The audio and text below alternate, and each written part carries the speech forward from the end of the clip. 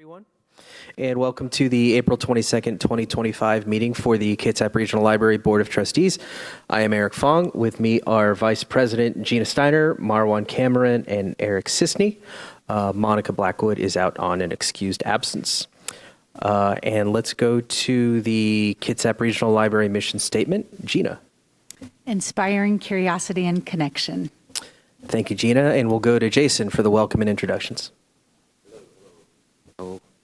Welcome. Hello. Tonight, joining us from leadership, we have Executive Assistant Tammy Jeffries, got the Deputy Director and Chief Operating and Financial Officer Dan Bayer, Deputy Director of Public Services Shannon Peterson, the Director of Strategy and Communications Jeannie Allen, and we have the Director of IT and Facilities Maintenance Mike Rose. Excused tonight are Wendy Kyle, Executive Director of the Kitsap Regional Library Foundation, as well as the Director of Human Resources, Lucretia Robertson. Special guests joining us here in the front row are our spectacular Teen Services librarians giving us a mission moment about the Teen Volunteer Program, and they are online will be Jim Sutton from Bainbridge Island, Jacqueline Keating from Sylvan Way, Wayne Holder from Port Orchard, Casey Smith from Pulsebo, and last but not least, Kayla O'Connor from Silverdale. And that's who we have tonight. Thank you. Thank you, Jason. There are no additions or changes to the agenda. There is no public comment. So we will go to item 6, the consent agenda. All matters listed within the consent agenda are considered to be routine and will be enacted by one motion of the Board of Trustees with no separate discussion. If separate discussion is desired, items may be removed from the consent agenda and placed on the regular agenda by request. In the consent agenda are 6.01, minutes of the March 25th, 2025 regular board meeting, 6.02, payment of the March 2025 bills, and 6.03, surplus library materials withdrawn from the collection for March 2025. Is there a motion to approve consent agenda items? I so move. Is there a second? I second. Discussion? All those in favor? Aye. Aye. The motion passes. Thank you. We will go to 7.01, mission moment, teen volunteers. And before the teen volunteers, or before the mission moment begins, I'd like to hand it off to Shannon to do a little quick intro for us. Yes, thank you. Teen volunteers. Let's see. I'm gonna slow myself down here. So one of the benefits of the pandemic is it gave us a chance to kind of live at a slightly lower pace and be a little bit more intentional in kind of our planning and thinking. I am so grateful that the teen volunteers came forward and said, let's talk about our volunteer program. What was it? What are our goals with this program, and where do we want to go with it? And they spent almost a year, I think, kind of going through different iterations, talking to their colleagues, consulting with me, with HR, with folks that have kind of lived and breathed other like student programs. So just so grateful for the time and intention that the group put into it.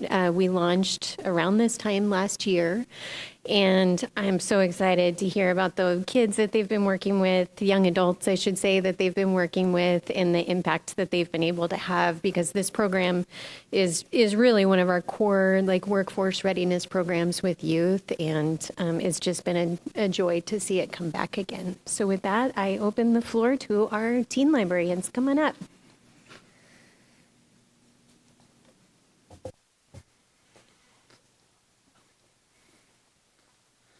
Hello, I'm Casey. I'm the Teen Services Librarian from Pulsebo.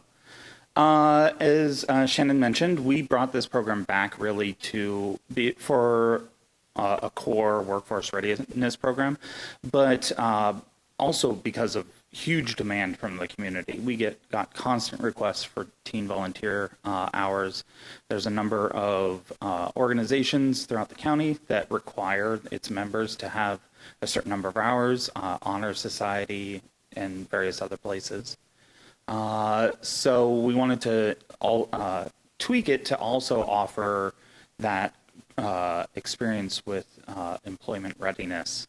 Some of the goals we really hope for were to get new relationships with the teen community. It's sometimes hard for them to find time to come talk to us, so it's a nice moment where they're here to talk to us specifically, and also to get teen voice in our planning for all the other stuff we do. It's kind of like having a captive audience. I'll pass to Jem. Hello, everyone. I do have to ask as we're on Zoom, can you all hear me? Brilliant. Thank you for having us today to talk about the Teen Volunteers. I'm going to talk a little bit about how we constructed it. So as Casey mentioned, we pulled this together to incorporate employment readiness from the application process all the way through to scheduling expectations. And there's a significant component outside of the actual tasks that the teen volunteers do that aligns with the strategic plan. So from like applying for the position, like online, following through on that process, which leads to scheduling an interview and then scheduling a safety tour and orientation, and then working with the teen librarians to decide upon a regular schedule. These all, as it says on the slide, they all directly support our strategic plan priority area, workforce readiness and development, and they really help them to prep for regular everyday work life. And they also support making and interest-based learning, since the teens get to do all sorts of really fun things while they're volunteering with us. And in addition to that, just before I pass this over to Wayne, there was a couple of things, like a large part of what this program is really about, like to me, is that it's about letting our local teens know that there's adults in this community who aren't parents and who aren't teachers who really care about them and their future.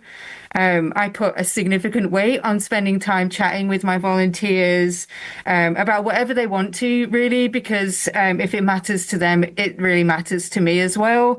So this week, that has been about Katy Perry going to the moon. And sometimes it's also about like trying to name all of the biomes, which I failed miserably at. But all these sorts of interactions, they really build trust with our teens. And before I kick over, I actually chatted to one of my teens about half an hour ago, and I asked her what it is that she really loves about participating in this program. And she said, at school with sport, I think that's something that I do for me, but volunteering at the library, this feels like I really get the chance to do something for other people. Yeah. All right. Over to you, Wayne. Hello, I am Wayne. I am the librarian at Port Orchard. Yeah. So I was very fortunate. I came in after everything has already been created, so I did not have to make the framework. I just get to benefit from using it. The whole process was very streamlined and easy, and up above we have some volunteers in action showing some of the fun things that they get to do. Particularly my two volunteers are up at the top right. They both really love reading and they love recommending what they like to read. So they help fill out cards that say reasons they enjoy the items, and I put them up on a display that say our teen volunteers recommend these. And I'm Jacqueline Keating. I'm the Sylvan Way Teen Librarian, and I also started after my colleagues had done all of the heavy lifting, and so I got to waltz in after the program was created. But similarly to what everyone else had said, I try to get them to do things that they like, that reflect their interests. Obviously, sometimes we need 50 flyers folded, and that's what they're going to do that day. But for instance, I have a volunteer who loves like the repetitive tasks. He loves like clear outlined tasks and doing those, cleaning toys, organizing. So he gets to do those things. I have another who's a really skilled artist, and she loves making signage and things like that to sort of accompany displays or whatever we might need a little art piece for. And so trying to get them to do things that they would like to do and be a part of the library. And it's also really fun watching them bring their friends in. It's like, aha, they now feel a part of the library and want to show it off. So that's been really fun. I'm Kayla. I'm the librarian at the Silverdale branch, and I'm going to talk a little bit about some numbers for our program. They're broken down monthly because the way that we gather teen volunteer information, it gets aggregated. So I couldn't just tell you how many volunteers we had in 2024 because some of those volunteers are counted multiple times because they keep coming back from month to month, which I think is great. It shows that they are really invested in the work that they're doing at the library. And I think that we've all created a space where they feel comfortable to be themselves, to have a good time, and to come into the library. So we've got the different volunteers. Like Shannon said, this started about a year ago. So we launched the program, I think, at the beginning of May. And so we got our first volunteers starting in June. Throughout the whole of 2024, we had 314.5 volunteer hours with our teens. That was the whole year, or I guess 6 months of 2024. Just in the first 2 months of 2025, we've already had 103.25 volunteer hours with our teens. So as you can see, our program is just growing. We're getting more participation. I have teen volunteers who apply, and they would love to be at the library all day, every day. Like, I think they would rather be there 40 hours a week if we let them. I remind them that it would be a full-time job, and we can't have them do that yet, but they are really invested. They want to do the work, and they just really love being there. And I think that we've all worked really hard to make that environment, but I think the rest of our library staff has as well. It's a really great opportunity for them to see just more and more adults who care about what they're doing and are invested in their success in the community, which is really great. With that, we're just going to turn it over to any questions anyone might have. We're happy to answer.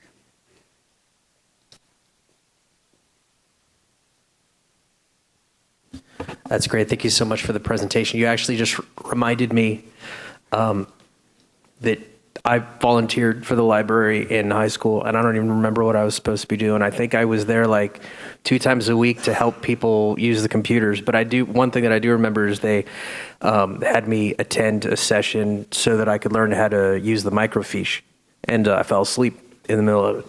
And I think, and I only say that because I really want to highlight the fact that you got to know the volunteers and understand what drove them, and they got to discover that for themselves. That's going to be so important as they get older and get into the workforce and find themselves and what they're good at and what they're comfortable with. So I think that's really cool amongst all of this, is that they got a chance to have a sense of belonging, which I think is something that is, core to the library.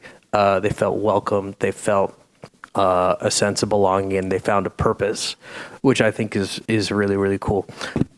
Is there, and there's a little bit of a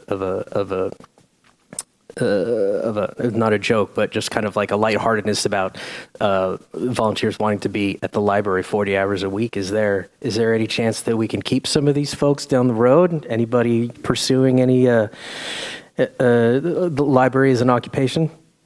A lot of the volunteers do say that that's a goal. I know that most of my volunteers are still in middle school, so they're still a few years away from that, but I think we recommend that they put it on their resume when they apply for jobs here.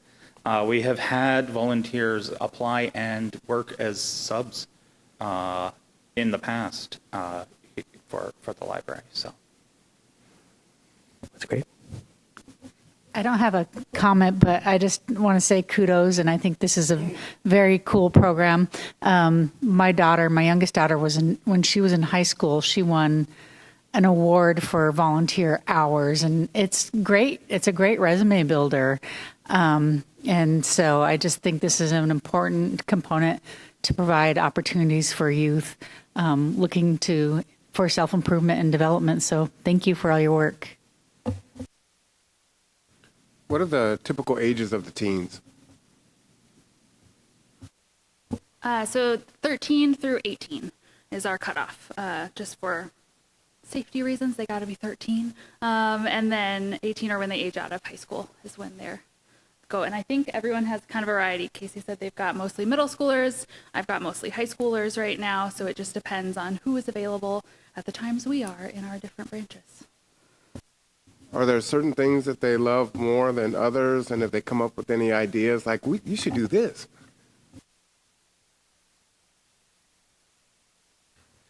Yes. So one of my volunteers who I was not here for, but 11 and 12, they were like really wanting to volunteer. And as soon as they started, the first time they started working with us, they were like, I really love Pinterest and I love crafts. I want to help you come up with craft ideas.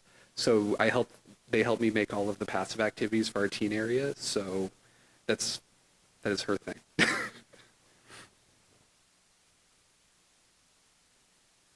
I have a lot of different activities that my teens do, but I had a very large number of perler beads that needed to be sorted, and they always ask to do that. That's their favorite thing. They just put on headphones and they sort into a million different colors, and then they ask to come back and do it again. And I'm like, are you not bored? But they enjoy it, so. I would say that the button maker is also a really popular program or like activity with all the teen volunteers. Just today I had a volunteer in. We've got YMCA Healthy Kids Day outreach on Saturday, and she was making prizes for all the activities that the little kids are going to participate in. So being able to, again, sit there maybe with your headphones on, maybe listening to workroom chatter, but getting a little bit of aggression out while you just like ka-chunk through the button maker is always a highlight for the teens. And just one final comment, great job just looking at last year's numbers and where you're projected now. You're going to shatter those hours. So fantastic job.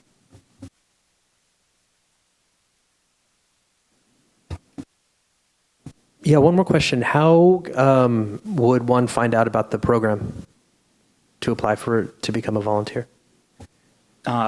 So word of mouth, or there are advertisements that occasionally go out, but mostly it's on the front page of the website. You get on to the bottom, and there's a volunteer link. Great. Okay. Any other questions, comments? Thank you. Thank you. Thank you very much. Feel free to stay if you would like for the rest of the meeting, or you can move on for the evening, whatever you would like. So we'll go to 7.02, board member updates. Who would like to go first? I'll go. Thanks for understanding my excused absence. I feel like I've been gone a long time, but I guess I went and visited the little Boston Library and got the updated killer whale card. So that was fun. And then I donated. I used the, Give Tuesday? The Great Give. I used the foundation as my recipient. So that's what I have to report. Thanks. All I have to report, I guess, is the Manchester Salmon Bake will go ahead. We're engaged in planning. It's going to be a little different as far as how we're putting it on, but the menu and everything will be the same way of cooking salmon and so on. So hopefully it'll be a really good occasion, a community tradition that we've got to keep on going. I got a chance to visit my library, the M.L. King Library. I just want to remind folks that, printing services are there. And so it's just very awesome. Went in on a Saturday and it was got everything I needed, which was great. Also had a chance to participate with Phil Am at the Sylvan Way Library. And just the customer service was fantastic. Went in the day before and staff showed me around in the room, showed me how to use the projector and the TV and the nuance and the microphones. It just worked really great. And so Phil Am was able to have a really great experience in there. So if you don't know about renting out spaces or checking out spaces because it's free, please do so. And then lastly, but not least, I didn't participate in the cup hunt because I didn't think it would be fair, but I was gifted all of these mugs. So if you can see them, they are just fantastic. So, look for me drinking one of my favorite beverages, coffee or tea, out of my beautiful mugs. Very nice. I also didn't participate in the mug hunt, but I know my kiddos ran around for a bit and they just got lost in books, so they never actually really got to the hunting part. And also appreciate you bringing up the printing services. That's always a really wonderful perk. Just being able to queue something up on your phone and get it printed out. It has been hugely helpful for me as well. So great call out. For me, I went to the Bainbridge Public Library Board meeting. So the BPL is a 501c3 that owns and maintains the building for the Bainbridge Island Library. They are really an incredible board, and so I go to as many meetings as I can, and I went to the meeting a couple of weeks ago, and they have their annual retreat coming up. So looking forward to hearing more about their upcoming plans. Also today, the KRL Foundation 2024 annual report. Wendy pointed us to the report online, so it was great to see kind of the work that the foundation has been doing, as well as the overall growth in visits and library program attendees and items borrowed and so forth, really showing the continued use and increase in use of the library overall. And Eric, I appreciate that you brought up the Manchester Salmon Bake, because I did sign up to volunteer. I have coleslaw serving experience as well as garlic bread serving experience. I don't know if I'm ready for salmon, but I'm looking forward to seeing where you put me. And I'll compare my job with Jason's as well. We always talk about it. So looking forward to volunteering there again as well. We missed it last year. So that is my update. And we'll go to 7.04 financial report. Dan, do you have anything to share beyond what is in the report? Oh, I did miss 7.03. I'm sorry. Thank you, Gina. Long Range Strategic Planning Committee report. Marwan, please. And actually, it's me. Did I get any of it right? We're just trying to trip you up. Okay, so I'll make this as short and sweet as possible from our director, Jason. He informed us that he's looking for a replacement plan for Sylvan Way, and we're still working on our MOA with Central Kitsap. We're aiming for signing that in June. And from operations, we're assessing printing costs to ensure this free service reconciles with our budget. We're submitting our annual financial report to the state auditor's office, I think at the end of this month. And the state auditor is now requiring a new ACH electronic transfer policy, which I believe is in the packet. And so for public service, we found a new branch manager for Bainbridge Island. Colleen Smith starts on June 2nd, and everyone's excited for that. And we've been working on the reservation system for our meeting rooms, and we are now on a quarterly basis rolling process. It started on April 2nd. Seems to be going good. And of course, the mug hunt was a huge success, and they are beautiful. And you guys are going to hear more about the ballot and the levy tonight, so stay tuned for that. That's all I have. Thanks. Thank you, Gina. 7.04. Now I got it. Dan, do you have anything to add beyond what is already in the report? I do not have anything to add to March's report other than we're tight but on target. We also have the annual report submittal that's attached for your review. And just some background on that every local government in Washington State, including city, towns, and counties, and special purpose districts like us, have to submit this. It's due by the end of May. This report becomes the starting point or the foundation for our annual audit that the SAO does. And that's about it on the SAO report. Any questions on that or the financial reports? All right, no questions. Thank you, Dan. Thank you. We'll go to 7.05. Jason for the library director's report. All right. Good evening, trustees. I'm pleased to present this month's report, just reflecting on recent activities for the library and the vibrant culture we're still building at Kitsap Regional Library. So last month, our Director of Strategy and Communication highlighted for the organization one of our 5 strategic priorities, making it interest-based learning. And so just expounding a little more on that and what it means for us, it's, for us about the ability of learning to be more about just absorbing information, as you've heard, interest in making it interest-based learning is a part of our DNA. It's about discovery, creation, self-expression.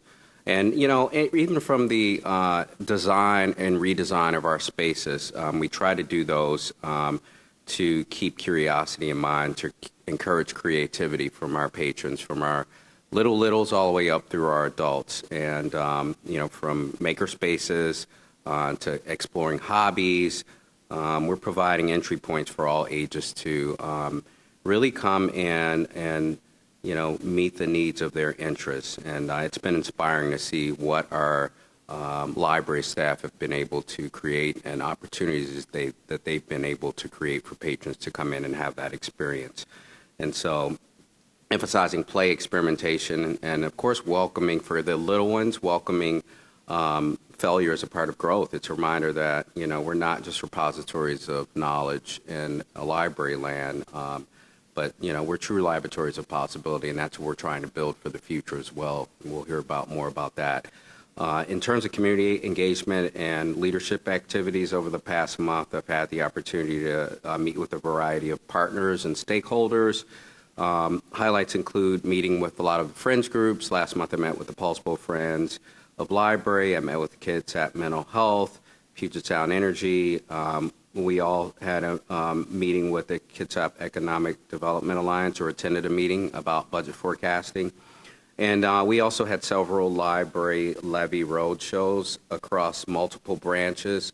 Grateful to Shannon Peterson and Jeannie Allen for their work in setting those up. And so it provided us an opportunity to strengthen our internal community ties to support our and to be responsive and to support our levy action that will happen soon. In terms of staffing, we've added a couple new staff members to the roster, and hiring has continued to be positive.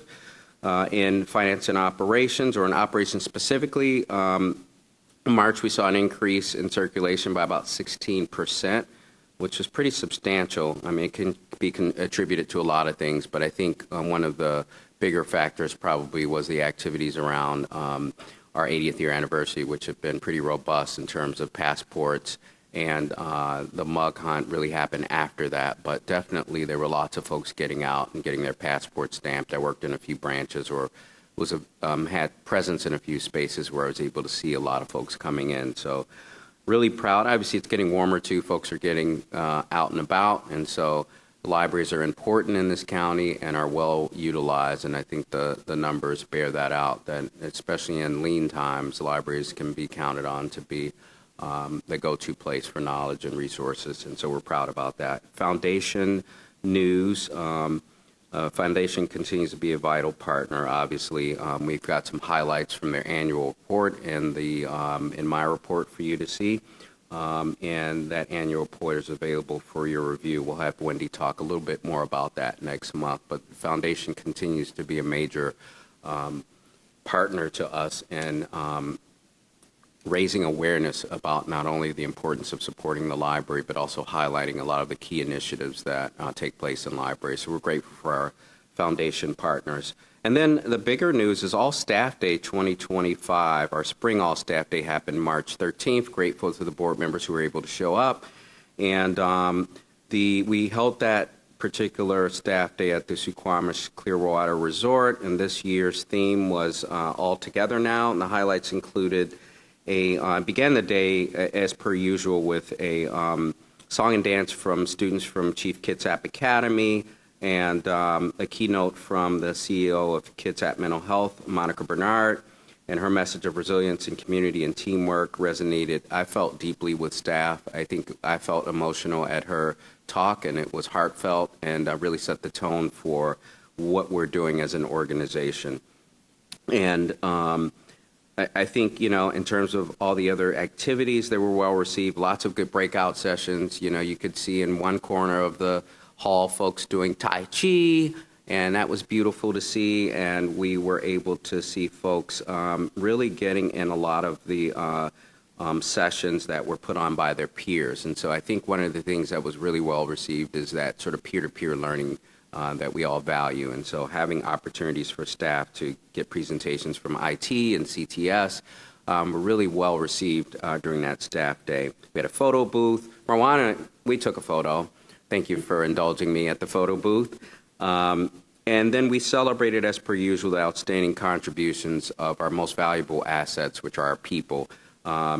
We celebrated various staff getting 5-year pins: Anna Cooper-Comas, Carrie Driscoll, Kyla Garland, Kathleen Condit, Glenna Madison, Marianne Miyoshi, Nell Ramsey, Melissa Rogers, Michelle Swadish, and Nick Tamburo have been here 5 years and were recognized with 5-year pins.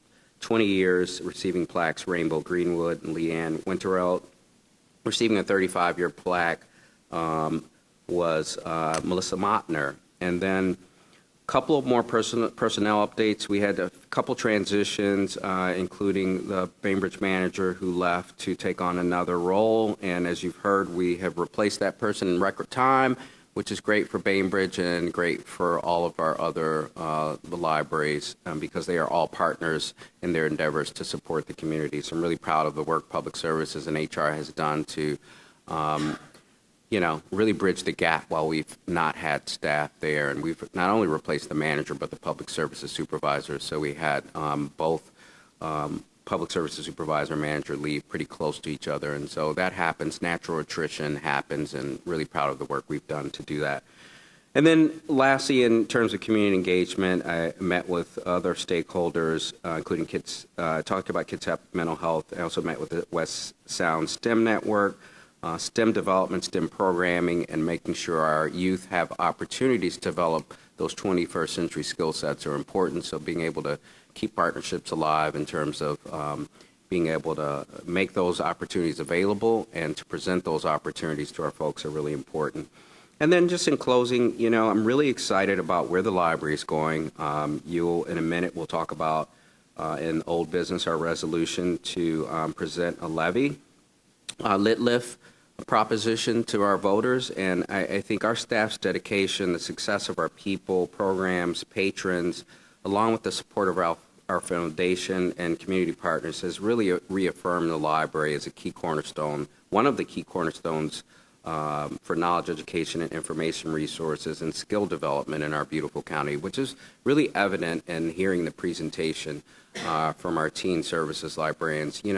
In looking at the folks who are taking on opportunities like this, it's not lost on me. Then you asked the question, Eric, and both Shannon and I have reflected on experiences we've had as youth services librarians. And back in the day, I sound like I'm talking to my kids now. Back in the day, we did 0 to 18, and so we would be youth service librarians for the entire age range. And one of the things that will really make you feel old as a library professional is when you have somebody who was one of your volunteers now working for you. And it happened to me before I left Chicago.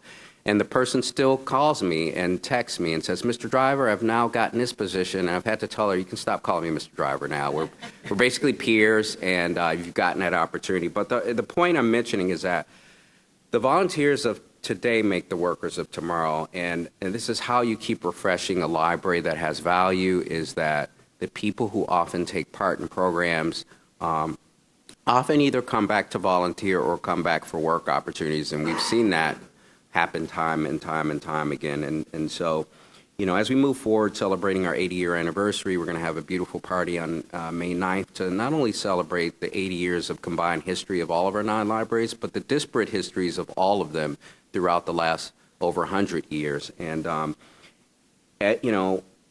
as we put this levy LitLIF on the ballot and position ourselves to continue to be impactful, I really want to thank the Board of Trustees for your support throughout this journey, and I'm happy to push the library forward with this phenomenal leadership team to continue to be the great library system that it has been in the future. And I'm really proud of the work that we've all done over the last 18 months to really put us in a position to put this ballot in the county. So I wanted to thank everybody for their partnership in this endeavor.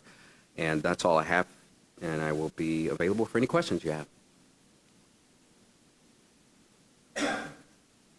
Thank you, Jason. Are there any questions, comments?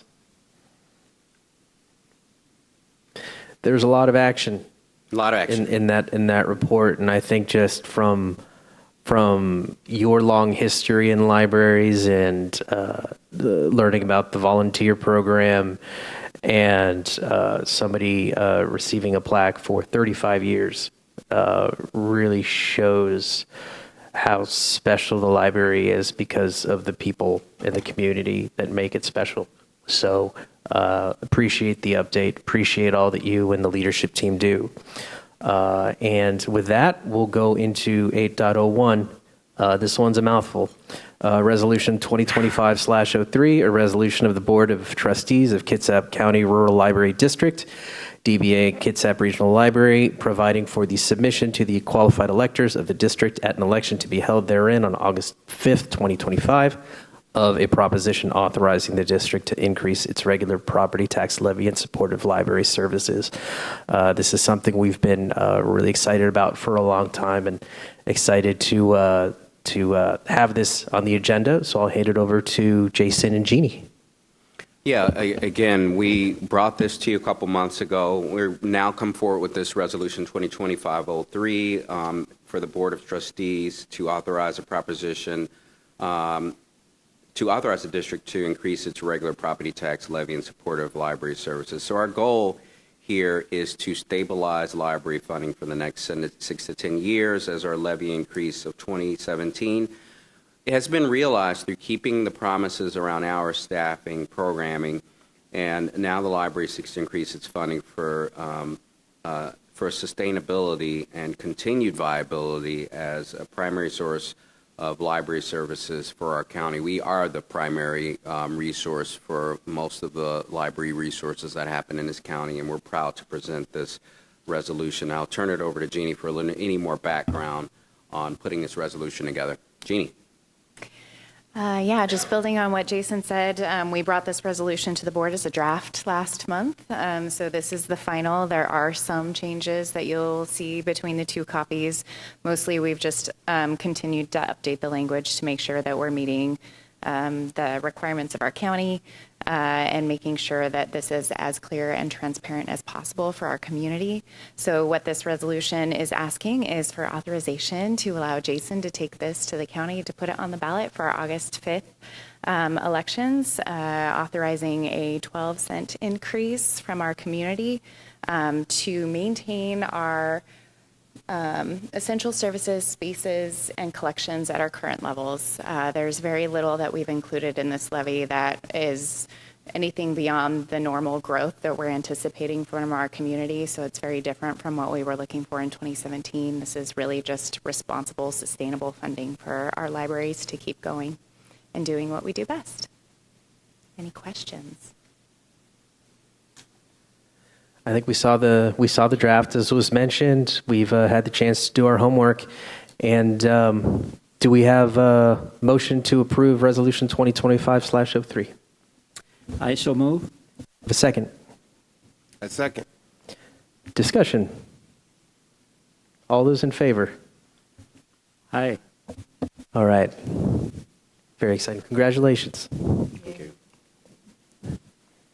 Okay, we will go to new business 9.01, resolution 2025/04, a resolution of the Board of Trustees of Kitsap County Rural Library District, appointing committees to advocate voter approval or rejection of proposition regarding of the restoration of the district's regular property tax levy. We'll go to Jason for that one. Yes.